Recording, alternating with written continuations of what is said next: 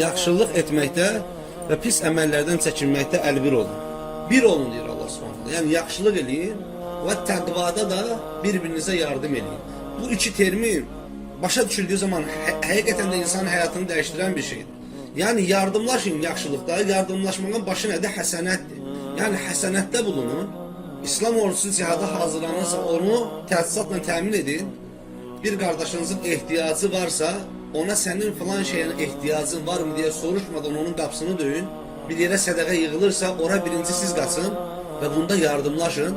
Təqva nədir? Təqva İmam Cəfər-i Sadiq radiyallahu anh buyurur ki, təqva insanın qəlbini Allah üçün, zahirini də insanlar üçün süsləməsidir.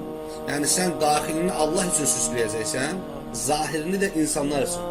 Zahirini süsləyəcəksən dediyimiz zaman insanın ən böyük görüldüyü zaman ortada fərq yaradan və cəlb edən süsü onun təbəssümüdür. Yəni sən təbəssüm edəcəksən. Ki bu sənin Rasulunun sünnəsidir. Sən təbəssüm edəcəksən. Daxilini necə süsləyirsən? Daxilini cəmaat və yaxud da təkli ibadətlərlə süsləyirsən.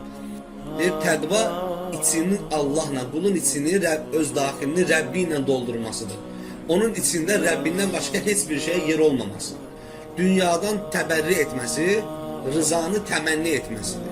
Yəni, dünyadan təbərri edir, bəri durur, rızanı da, rıza-i ilahini də, yəni Allahın rızasında təmənni edir. Yəni istəyir, Allahın rızasını istəyir.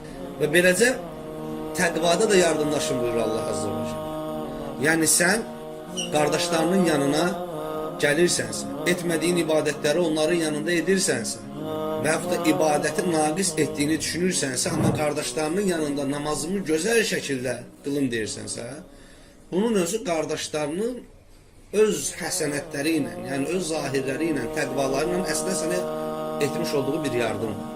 Sənin halını da onları gördüyün zaman düzəltməyin də əslində bir riya deyil. Əslində insanları görüb də Allahı daha çox xatırlamağındır. Yəni sən qardaşını görürsən, qardaşını görməyə səbəblə Allahı xatırlayırsan.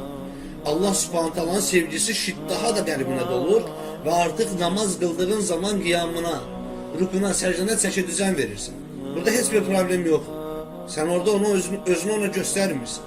Onu görməyə səbəbilə Rəbbini daha da tanıyırsan. Rəbbinə qarşı həyan artır, tərbiyyən artır. Və bu da sənin, və yaxud da bu da bizim, belə deyək, qullar arasında bir-birlərlə birdə və təqvada yardımlaşmağıdır.